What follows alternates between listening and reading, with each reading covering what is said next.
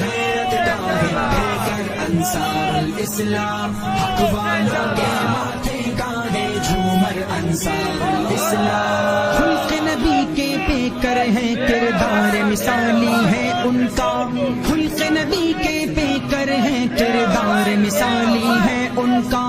بغض و عناد سے اور کینے سے سینہ خالی ہے ان کا،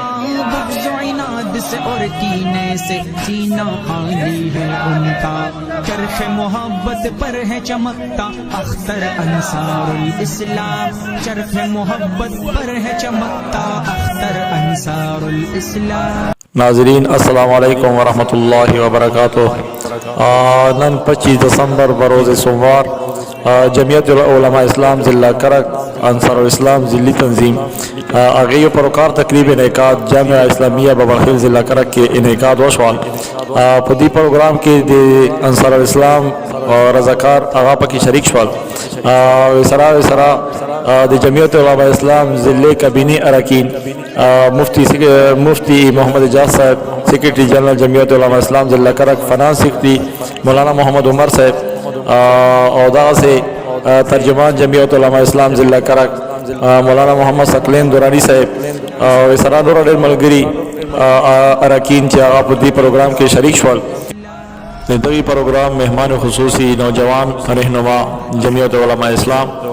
مولانا طیب اکبری ایڈوکیٹ صاحب ابھی خصوصی طور پر شرکت اکڑا اور آخر کے یہ اخبل خطاب خواہ فرمایا۔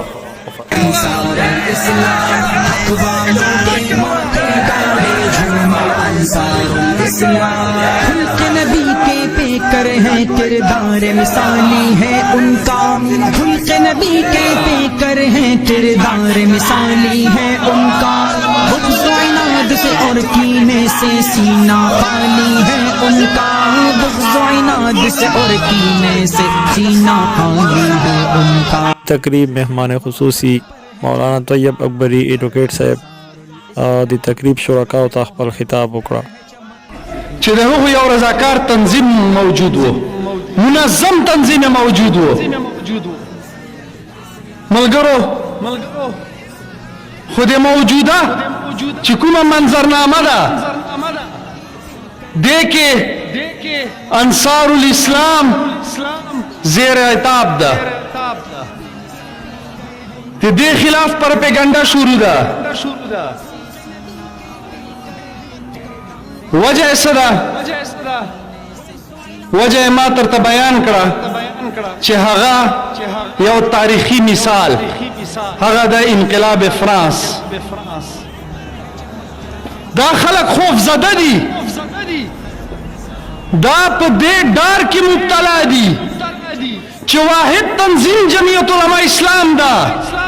چې دې سره یو بهترین منظم با اخلاقا با کردارا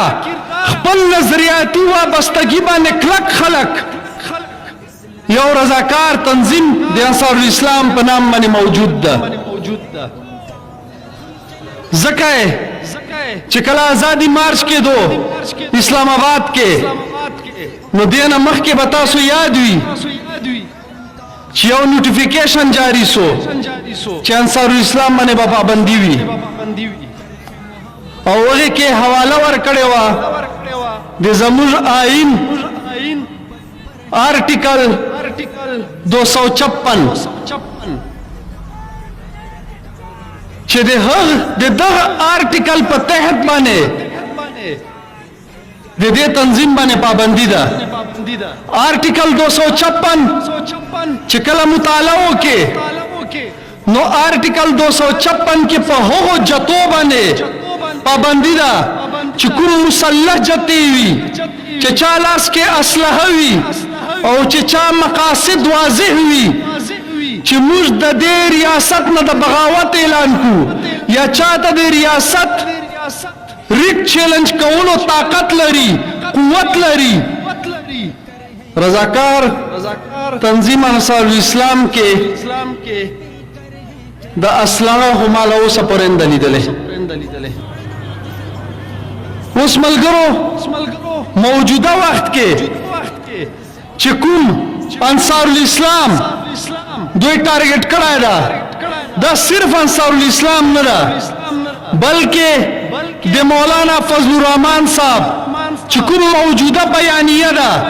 او د بیانیه ته تقویت رسونکي چې څومره ادارې دي څومره تنظیمونه دي چې څومره شعبې دي ټول ټارګټ دي. کله وایي چې جمعیت علماء اسلام مذهب په نوم باندې سیاست کوي، کله وایي چې جمعیت علماء اسلام خپل جلسو ته پروګرامو ته مدارسو نه طلبا راولي، کله وایي چې انصار الاسلام دا یو غیر قانوني تنظیم ده. نو ملګرو کله وایي چې مولانا فضل الرحمن صاحب ناجایز اساسی جوړ کړی دي، نو ستا که تنظیمی حواله سره دي، کستا جماعتی حواله سره ده، کستا اخلاقی حواله سره دي، کستا ذاتی کردار حواله سره خبر ده، کستا عوامی طاقت تا هر حواله سره په دې ټیم باندې ستا خلاف پروپاګاندا شروع ده، ته ټارګټ کړه ہے. نو ملګرو دا 50% جنگ موږ هلته وګټو. اوس دا نور جدوجہد انشاءاللہ روان ده. دا جنگ آئینی طور باندې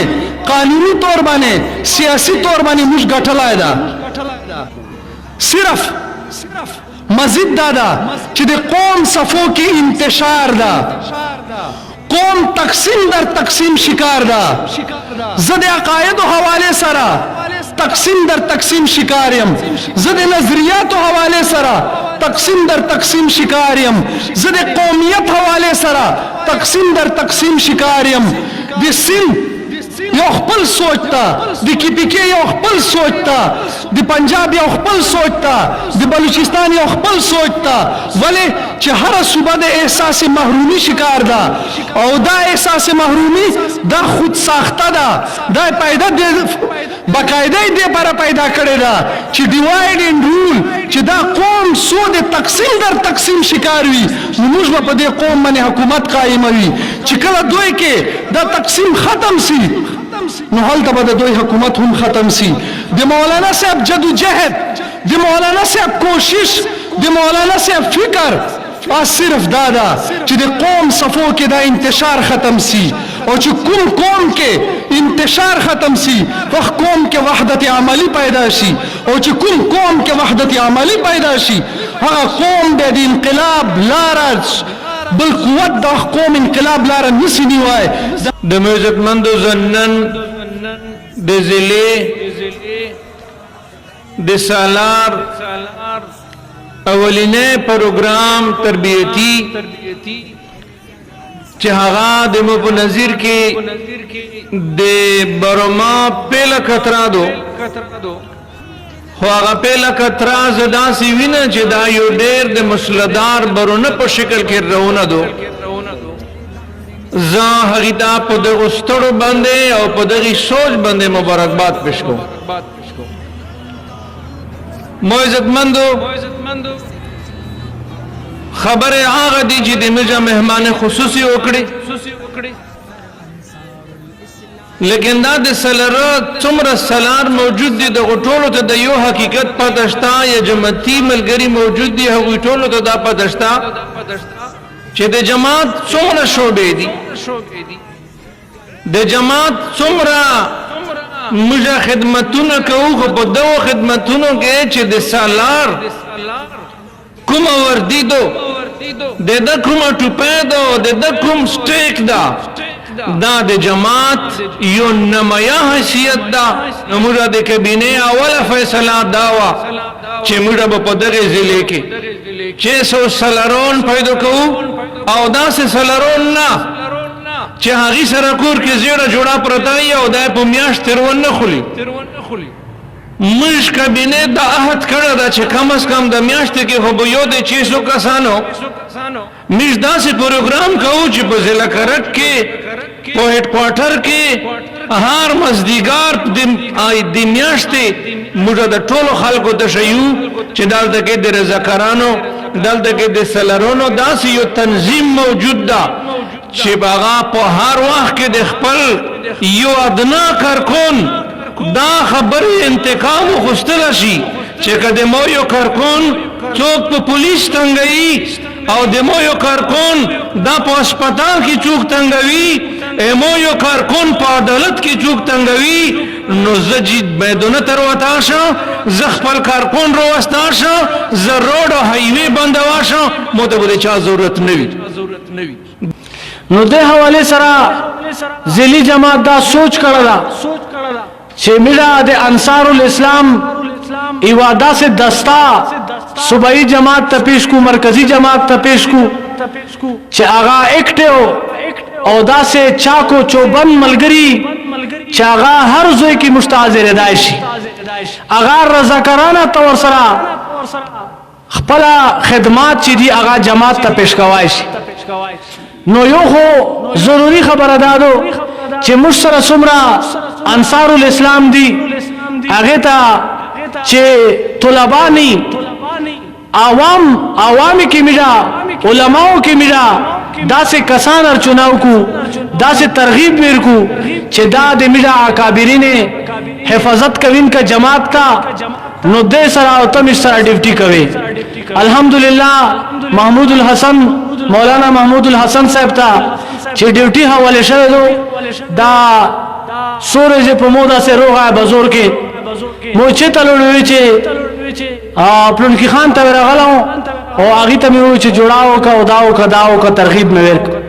لکه وای وکاس په صداي بنیادی تربیت والا کسان او بنیادی کسان آغا جماعت ته پر پیدا کوي نو د حواله سره ز محمود الحسن بھائی تا مفتی صاحب میرا عمله ایوا افتا ټیم مر کړو او ماشاءالله ډیر کامیاب پروګرام دا زکا چې دا نو جماعت ته نوی ملګری دي او ان شاء الله مزید موږ کوشش تا چې تحصیل کرک کې تحصیل بیډی شاه کې او موږ د انصار الاسلام دا سه ملګری تیار کو چې هغه مرمټ لري پر هر وخت تیار وي